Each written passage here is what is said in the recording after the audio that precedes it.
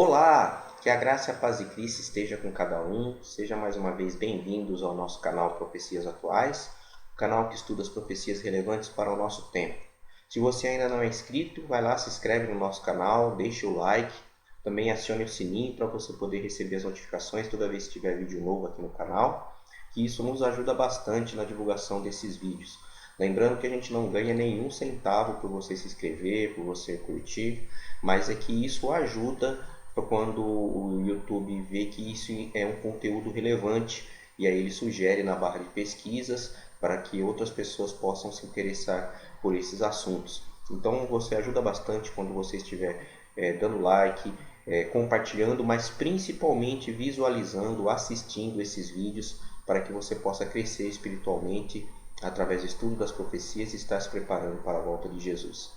Nos procure também lá na página do Facebook/Profecias Atuais. Estamos disponibilizando material, vídeos, outros vídeos que não caberiam aqui, nós estamos disponibilizando lá. Estamos disponibilizando imagens, artigos, para que você possa se aprofundar mais no estudo das profecias. Hoje nós vamos continuar a nossa jornada ao estudo das 7 cartas às 7 igrejas do Apocalipse. Vamos começar a estudar a carta de Sardes, e que você possa já estar em atitude de oração. Se puder fechar os seus olhos, nós vamos falar com o nosso Deus, pedindo a orientação do Espírito Santo. Pai bendito, te louvamos por mais uma oportunidade que o Senhor nos dá de estudar a Tua Palavra. Te agradecemos porque até aqui o Senhor tem nos ajudado, mesmo em meio à tribulação. Talvez alguém que esteja assistindo esse vídeo esteja passando por problemas, mas está aqui, Pai, tentando assistir, tentando ouvir a Tua Palavra, querendo aprender mais sobre as profecias que o Senhor deixou para nos edificar, para nos preparar para a Tua volta. Por isso nós pedimos, com perdão dos nossos pecados, a Tua ajuda, com o Seu Santo Espírito, em nome do Senhor Jesus Cristo. Amém. Bom, a igreja de Sardes, na época de João, era uma igreja, a cidade de Sardes, na época de João, era uma cidade importante, era uma cidade que já tinha sido mais importante no passado, mas ela ainda vivia dessa glória que ela tinha tido no passado. Era uma cidade muito importante porque ela tinha um dos 4 maiores templos da antiguidade, que era o templo da deusa Artemis. Também tinha um ginásio muito grande, muito espaçoso, onde que se faziam muitas coisas ali. E também era uma cidade que tinha uma produção de roupas muito importante. As roupas de Sardes, as vestes de Sardes eram consideradas muito chiques para a época. Uma pessoa que tinha uma veste de Sardes era uma pessoa geralmente muito rica ou muito importante. Sardes era como se fosse a Paris da época de João. Mas apesar de toda essa importância, como eu disse, no passado ela tinha sido mais importante. Sardes foi a capital da Lídia, que foi um dos reinos que Ciro o Grande conquistou junto com o Egito e Babilônia para construir então o Império Medo-Pérsia no lugar do Império da Babilônia. E ela era uma cidade que ela se gabava de ser intransponível, inviolável, porque ela ficava a 500 metros acima do nível do mar. Ela ficava em cima de um monte e era muito difícil os exércitos subirem lá para poder conquistar Sardes. E por várias vezes eles deixavam sem vigilância as guaritas das muralhas da cidade, porque eles se achavam realmente intransponíveis, achavam que ninguém conseguiria. Só que Ciro conseguiu levar o seu exército até lá, tinha uma passagem que ele descobriu, ele conseguiu levar o seu exército, e assim como ele conquistou Babilônia, ele conquistou Sardes também, sem guerra, sem batalha, porque quando ele chegou lá estava tudo vazio, as guaritas, não tinha ninguém vigiando, e ele conquista a cidade. Então Sardes tem uma característica de ter caído por causa do orgulho, né? Ela se achava forte demais para cair, e caiu 2 vezes. Depois que passa o Império Medo-Pérsia e passa também o Império Grego, diz que Antíoco também invade Sardes, e também da mesma maneira, quer dizer, eles não aprenderam a lição. Então é uma cidade que se caracteriza tem a característica de ter sido muito importante no passado e ainda se gabava dessas glórias do passado, mas hoje não era tão importante assim. E também pelo orgulho, né? Ela achava que nunca nada ia atingir ela e atingiu. Continuou sendo importante para o Império Romano, mas nem tanto quanto era no passado. Ela é utilizada para caracterizar justamente um período que diz muito sobre essas características, que vai no período profético que ela representa, do ano 1517 até 1798. Esse período é o período que começa a queda do domínio papal. 1517 é quando começa a Reforma Protestante, que é através de Martinho Lutero, e 1798 é quando Napoleão manda o general Berthier invadir Roma, e lá ele prende o Papa Pio VI e ali acaba o domínio papal. Ele vai recuperar o Vaticano só em 1929, quando o ditador italiano Benito Mussolini devolve essas terras para o Roma papal. Mas em 1798 acaba esse período de domínio que esse poder tem sobre a Europa.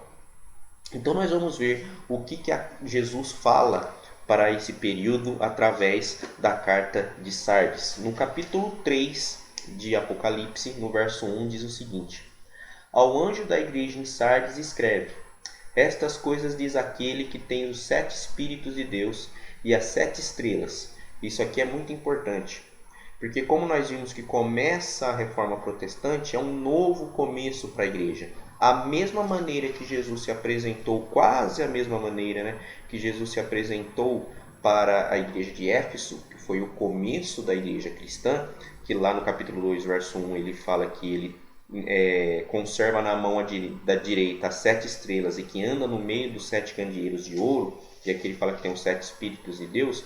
Nós vamos ver isso aí um pouquinho mais para frente no capítulo 4 e no capítulo 5, mas ele também aqui fala que tem as 7 estrelas, né? Então ele se apresenta da mesma forma que ele se apresentou para Éfeso, demonstrando um novo começo e também demonstrando que ele está no controle da situação. Mesmo a gente vendo toda essa barbaridade que tem passado a igreja, na situação da igreja de Pérgamo, na situação da carta à igreja de Tiatira, nós vimos quantas coisas aconteceram e parece que Deus não está vendo o que está acontecendo. E aqui quando ele fala que ele tem as 7 estrelas, significa, eu estou no controle. E ele tendo os 7 Espíritos de Deus demonstra onisciência também. Então ele sabe tudo o que está acontecendo, ele está no controle, pode ficar tranquilo que ele está com a mão no timão, né? Está tomando conta do rumo da igreja. E ele continua falando: Conheço as tuas obras, que tens nome de que vives e está morto. Então era uma igreja que ainda achava que estava viva, mas que estava morta. Bem caracterizada na cidade de Sardes, uma cidade que achava que era muita coisa, mas já tinha sido e hoje já não era tudo isso. E por que ele fala que a igreja está morta, né? De quem tem nomes de que vives, mas está morto. Porque aqui, nesse período, a igreja já chegou no fundo do poço, tanto doutrinariamente, teologicamente, espiritualmente, moralmente, eticamente, não tinha mais para onde a igreja descer. E é interessante que a gente sempre fala igreja, igreja, igreja, e parece que a gente só está criticando ou descendo a lenha na Igreja Católica Apostólica Romana. É porque essa era a igreja oficial do cristianismo. Desde quando começou lá em Pérgamo. A igreja começa como uma denominação na igreja primitiva. Ela sofre a apostasia, mas ainda é a igreja. E ela continua sendo a igreja. E Jesus continua tratando ela como sendo igreja. Jesus não abandona essa igreja. E ele fala que sempre nessa trajetória da igreja tem aqueles que continuam fazendo o que é certo, mas que são membros dessa igreja. Mesmo estando dentro dessa igreja, ele tem o povo dele lá.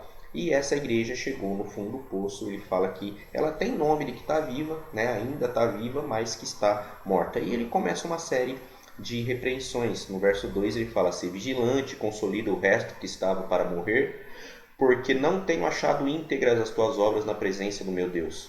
Lembra-te, pois, do que tens recebido e ouvido, guarda-o e arrepende-te, porquanto, se não vigiarei, virei como ladrão, e não reconhecerás de modo algum em que hora virei contra ti. Então, não precisa muita interpretação, está vendo Jesus fazendo várias reflexões sobre esta igreja por causa das obras dela.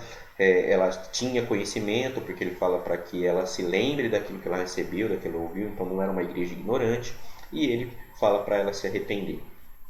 E aí é que começa a parte interessante desse período, porque no verso 4 ele fala: Tens, contudo, em Sardes umas poucas pessoas que não contaminaram as suas vestiduras e andarão de branco junto comigo, pois são dignas. E aí ele faz mais uma ênfase sobre a questão das vestiduras. No verso 5 fala: O vencedor será assim vestido de vestiduras brancas, de modo nenhum apagarei seu nome do livro da vida. Pelo contrário, confessarei o seu nome diante de meu Pai e diante dos seus anjos. Quem tem ouvidos, ouça que o Espírito diz às igrejas. Então ele faz muita ênfase com relação às vestes, né?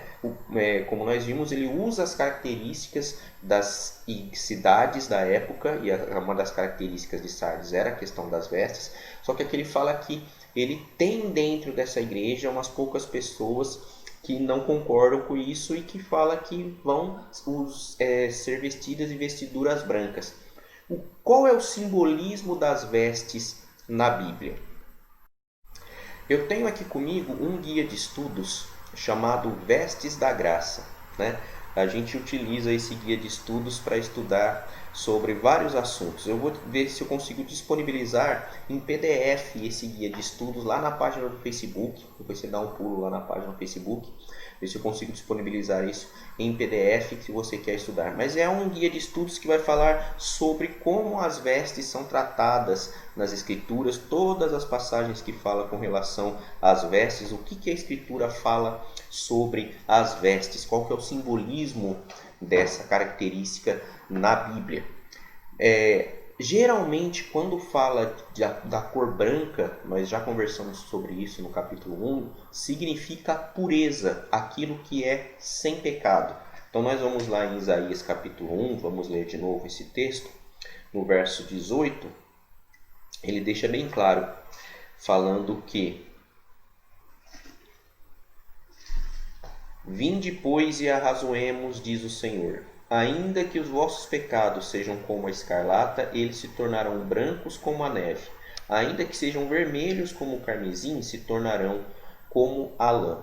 Então, toda vez que fala a respeito de branco, significa pureza, aquilo que é sem pecado. E é interessante que ele usa essa expressão da escarlate, né? Que por coincidência, ou não, né? Era uma das cores que a igreja papal usava, além do púrpura, como nós vimos no vídeo anterior. E as vestes, nós temos um texto bem interessante lá em Zacarias, uma visão que o profeta Zacarias tem no capítulo 3. Ele tem uma visão do sumo sacerdote Josué. Esse Josué não é aquele mesmo Josué que foi sucessor de Moisés, tá? Esse Josué é o sumo sacerdote do período pós-exílio de Babilônia. E Zacarias fala no capítulo 3, no verso 1 de Zacarias, fala: Deus me mostrou o sumo sacerdote Josué, o qual estava diante do anjo do Senhor, e Satanás estava à mão direita dele para se lhe opor. Mas o Senhor disse a Satanás: O Senhor te repreende. Mas o Senhor disse a Satanás: O Senhor te repreenda, ó Satanás. Sim, o Senhor que escolheu a Jerusalém te repreende. Não é esse um tição tirado do fogo? Essa questão do anjo do Senhor está aqui. Nós vamos deixar disponível o link do estudo, segunda parte do estudo do capítulo 10 de Daniel. Você vai se surpreender quem que é esse anjo do Senhor. Depois você procura lá na descrição, você vai achar o link do segundo estudo do capítulo 10 de Daniel, que nós já fizemos, falando sobre o anjo do Senhor no Antigo Testamento. E aí no verso 3 fala: Ora, Josué trajado de vestes sujas estava diante do anjo.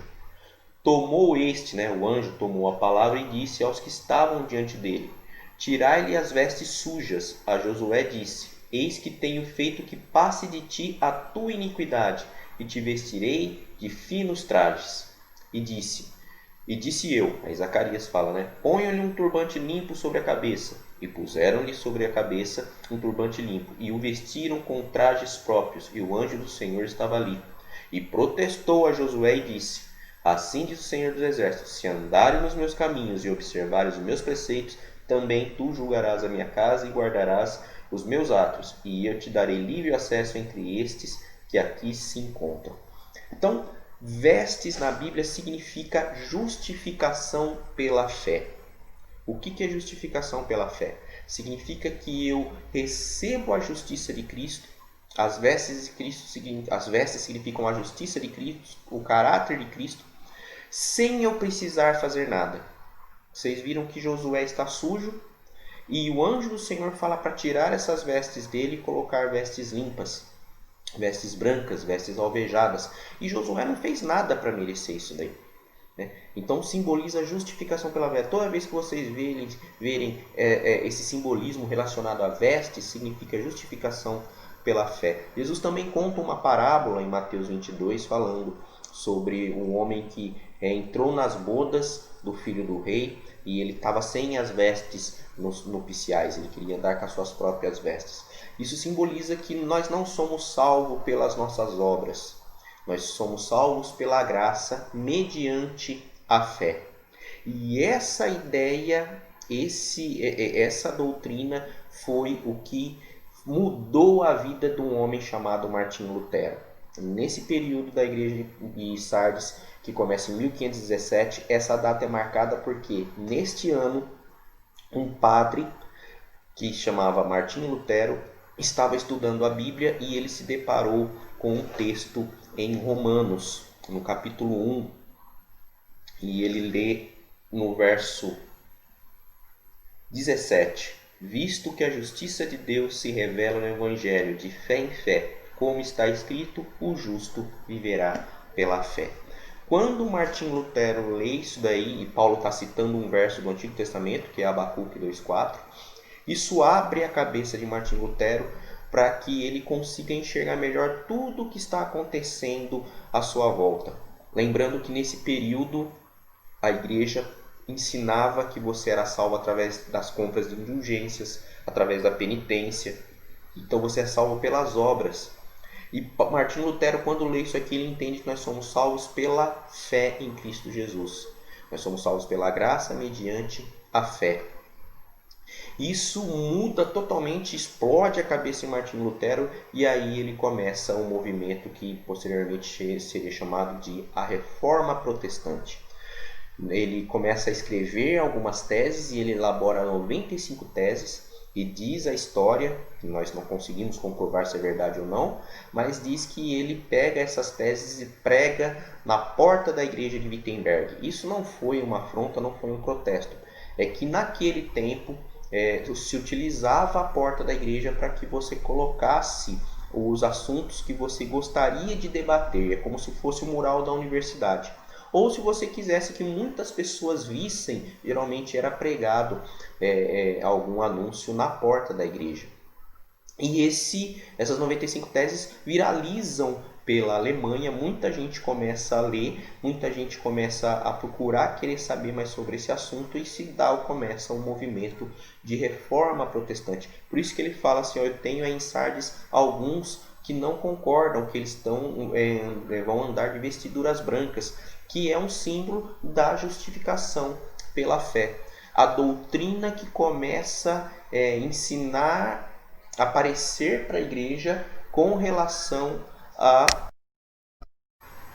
que você não é salvo pelas obras, que você é salvo pela graça. E algumas pessoas podem pensar, mas por que Martinho Lutero conseguiu e os pré-reformadores, como nós vimos na carta passada, não conseguiram, como John Wycliffe, Jan Hus, nós não citamos, mas que foi um pré-reformador. É que quando essa história de que Martinho Lutero estava pregando essas 95 teses chegam ao ouvido do Papa, eles não dão muito atenção, o Papa não dá muito atenção. Diz a história que ele recebe e fala assim, isso aí é só devaneios de um padre alemão bêbado. Quando ele retornar à sobriedade, ele vai parar de falar essas besteiras. Quer dizer, estava tão cheio de si, tão orgulhosa a igreja, que não deu atenção, e quando eles resolveram tomar conta da situação, resolver esse assunto, já tinham se passado 4 anos, que foi em 1521, quando Martim Lutero vai para a Dieta de Worms, e ele não renega aquilo que ele escreveu, e os príncipes alemães ficaram do lado de Martim Lutero. Você pode questionar se eles realmente tinham se convertido ao protestantismo ou se foi uma questão política e financeira, porque uma das coisas que pesou muito nessa reforma protestante é que se a Igreja Católica está errada, então eu não preciso mais pagar imposto para a Igreja Católica. Tinha uma frase que ecoava muito na Alemanha nesse período, que era dinheiro alemão para a Igreja alemã. Dinheiro alemão para a Igreja alemã. Então os príncipes ficam do lado de Lutero, e Lutero é excomungado pela Igreja, mas ele não é perseguido, ele não é torturado pela Inquisição, e se começa um movimento de reforma. Vale lembrar que a reforma protestante não foi toda essa maravilha assim. Nós tivemos vários problemas com relação à reforma protestante. Alguns países que adotaram o protestantismo depois também perseguiram os católicos, né? Teve alguns países que também unificaram igreja e Estado com o protestantismo. No caso da Inglaterra, que virou o anglicanismo, no caso da Suíça. Então, nós tivemos problemas com a reforma protestante também, mas ela abre um novo caminho para aqueles que queriam estudar as profecias e as escrituras. Lutero também é um dos primeiros a falar que o anticristo era o bispo de Roma. Isso nós já citamos lá no estudo de capítulo de Daniel, na parte 2, como os reformadores viam quem que era o anticristo. Depois você dá uma pesquisada lá, vai lá na playlist. E aliás, esse é um dos vídeos mais acessados aqui no canal. Dá uma procurada lá que você vai ver como que os reformadores enxergavam quem que era o anticristo. Mas Lutero, ele descobre 2 pontos muito importantes para que nós possamos fechar o estudo de hoje. O primeiro é esse que a gente falou, a questão da justificação pela fé. E justificação pela fé, uma parte dela significa isso: o justo viverá pela fé. Então a fé que eu tenho em Cristo vai me trazer vida, eu vou viver, eu vou alcançar vida pela fé que eu tenho em Cristo. E a segunda parte dele é o que norteia o resto dos escritos de Lutero e de todos os outros reformadores, que é o justo. Aquele que é justificado vai viver pela fé. Significa que aquilo que ele acredita, aquilo que ele tem como crença, vai nortear, vai guiar a vida dele como fé. E aí ele começa a escrever várias coisas relacionadas a como o cristão deve agir. Então, nós não somos salvos pelas obras, nós somos salvos pela graça. Mas a partir do momento que nós somos salvos, nós vivemos de acordo com o que a fé me diz como eu devo viver. Isso é muito importante. Por isso que a gente sempre bate na tecla nesses vídeos com relação à doutrina correta, à doutrina certa. Eu gostaria de ler 2 textos com vocês que o próprio Jesus Cristo falou, que está em Mateus, capítulo 7, no Sermão do Monte, Mateus capítulo 7, o Jesus Cristo fala o seguinte, verso 21. Nem todo aquele que diz Senhor, Senhor entrará no reino dos céus, mas aquele que faz a vontade de meu Pai que está nos céus.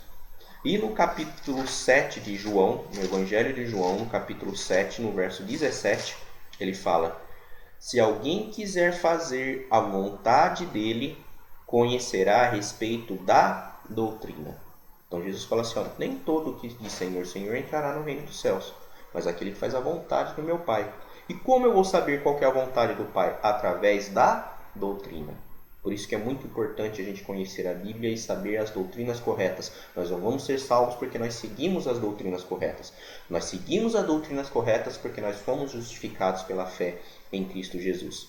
E o outro ponto é o pilar da nossa fé, os 5 solas que é estabelecido com a Reforma Protestante, que é solo gratia, solo fide, solo Christus, solo Deo gloria e solo Scriptura, que é somente a graça, somente a fé, somente Cristo, somente glória a Deus e somente as Escrituras. As Escrituras é o nosso guia de fé e prática. Tudo o que nós temos como doutrina sai daqui desses livros que foram compilados para que seja o nosso guia de como nós devemos viver aqui enquanto Jesus não vem. Então essa igreja marca um período da separação da igreja. Até então nós temos uma única igreja. Agora nós temos dois caminhos. Nós temos a Igreja Católica Apostólica Romana e nós temos os protestantes. E a partir daqui, as cartas que Jesus escreve são destinadas para esse outro lado. A partir daqui, ele já não fala sobre a Igreja Católica Apostólica Romana. Ele começa a conversar com os protestantes. Nós vamos ver isso na carta de Filadélfia e na carta de Laodiceia. Nós vamos ver como que Jesus aborda essa nova igreja que sai depois da Reforma Protestante. Que Deus abençoe, que você realmente possa sentir a graça de Cristo, ser justificado através da fé e viver de acordo com essa fé, com base somente nas Escrituras, na graça de Cristo, na fé de Cristo, na glória de Deus e na vontade de querer fazer o que é correto aos olhos de Deus, para que naquele grande dia Ele possa nos receber como aqueles que estão vestindo as vestes nupciais para a grande boda do Cordeiro. As vestes que Ele dá, não os nossos próprios méritos, mas pelos méritos de Cristo. Que Deus abençoe, que a graça e a paz de Cristo esteja com cada um. Até o próximo vídeo. Fiquem com Deus. E vai lá nos links que a gente sugeriu. Vai lá na página do Facebook. Nós vamos disponibilizar mais coisas. Até uma próxima.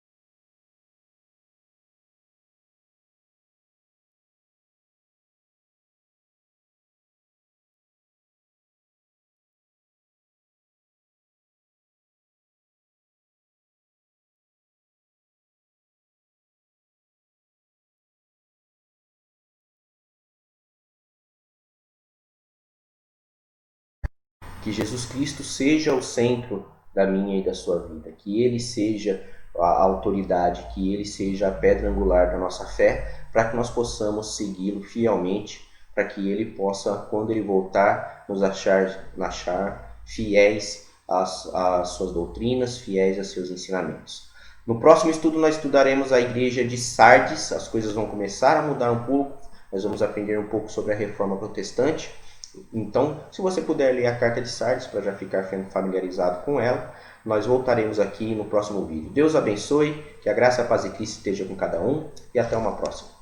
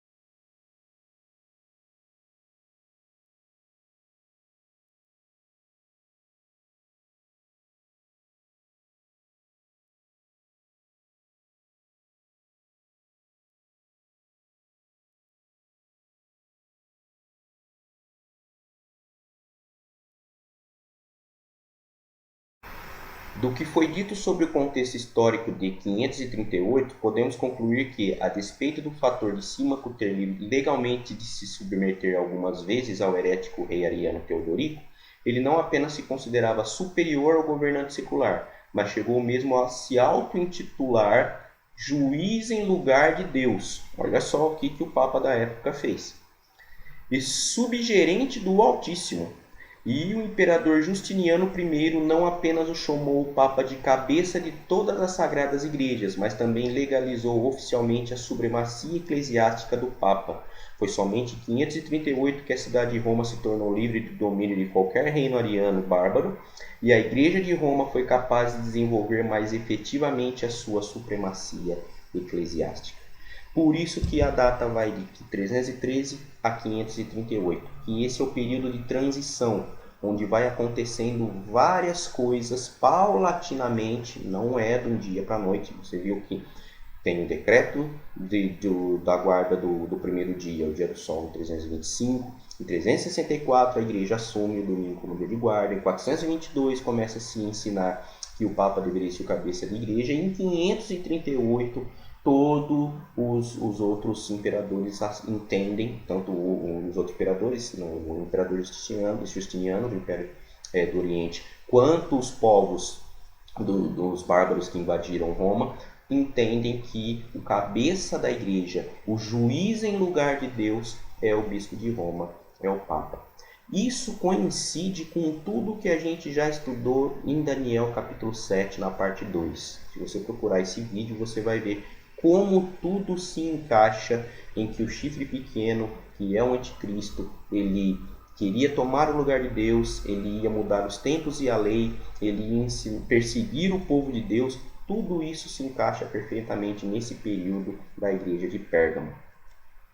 Aí, a partir daí, realmente está estabelecida o poderio papal, a Igreja Católica Apostólica Romana, e a partir de agora, quando nós entrarmos no estudo da Carta de Tiatira, nós vamos ver como que isso se desenrola até a Idade Média. Bom, se você tem alguma dúvida, mais uma vez eu te peço para colocar nos comentários. Mais uma vez eu pergunto, se você quiser saber mais sobre os textos, sobre o primeiro dia da semana, sobre o sábado, pergunte aí nos comentários. Nós podemos fazer um outro vídeo, depende da demanda. Se muita gente quiser, a gente faz um outro vídeo sobre esse assunto. Mas por hora, o próximo vídeo nós vamos conversar sobre a igreja de Tiatira. Procure mais sobre esse assunto. Se você tiver alguma dúvida, entre em contato com a gente, para que não fique nenhum resquício de dúvida com relação a esse assunto. Tudo bem? Que a graça e a paz de Cristo esteja com cada um, que Deus abençoe, e até o próximo vídeo, ou das doutrinas do sábado e do domingo, ou da igreja de Tiatira, depende de como é que for a repercussão aí nos comentários. Que Deus abençoe e até a próxima.